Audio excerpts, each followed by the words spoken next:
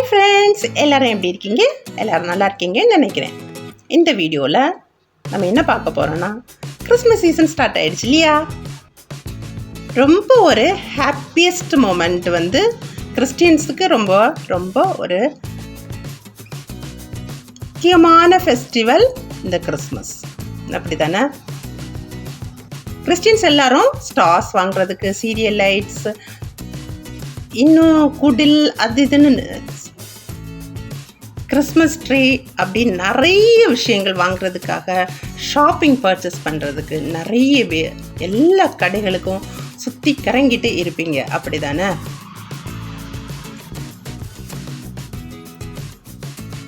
இந்த கிறிஸ்மஸ் சீசனில் ஸ்டார்ஸ் எல்லாரும் போடுறதுக்கு ஸ்டார்ட் பண்ணியிருப்பீங்க. நிறைய பேர் போட்டிருப்பீங்க. நாங்களும் என்னென்னா ஷாப்பிங் கிளம்பிட்டோம் ஸ்டார்ஸ் வாங்குறதுக்காக. லாஸ்ட் டைம் வாங்கின ஸ்டாரை இந்த வாட்டி போட்டோம். இன்னும் அடிஷ்னலாக கொஞ்சம் ஸ்டார்ஸ் வாங்குறதுக்கு, சீரியல் லைட்ஸ்லாம் வாங்கலான்னு சொல்லிட்டு நாங்களும் ஷாப்பிங் போனோம்.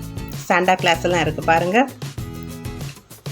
அப்போது எந்த கடைக்கு நாங்கள் போகலாம் அப்படின்னு சொல்லிட்டு நிறைய கடைகள் நாங்கள் ஏறி இறங்கினோம். பட் எல்லா வகையான குடில், Christmas tree, stars, decorative things எல்லாமே இருந்த ஒரே ஷாப் வந்து நாங்கள் இப்போ போயிருக்கிற ஷாப்பு. இந்த ஷாப் எங்கே இருக்குதுன்னா, சவேரியார் கோயில் தாண்டினோடனே ஒரு பஸ் ஸ்டாப் வரும். நேர் ஆப்போசிட் எடுத்தோன்னா, நேர் ஆப்போசிட்டில் வந்து ஒரு எலக்ட்ரிக்கல் ஷாப் இருக்கும்.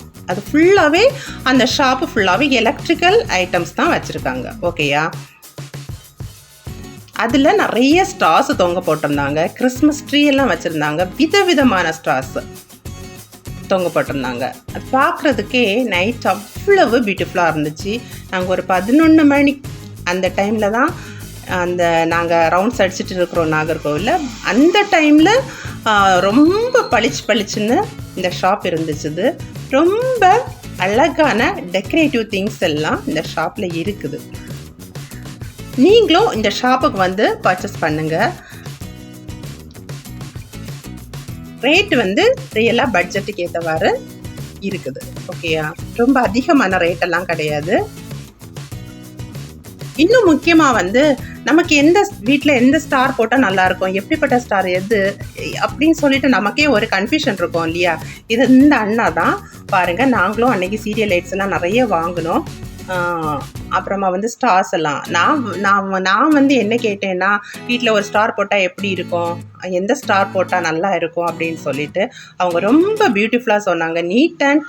நீட்டாக ஒரு ஸ்டார் நீங்கள் இது இருக்கும் பார்க்குறதுக்கு.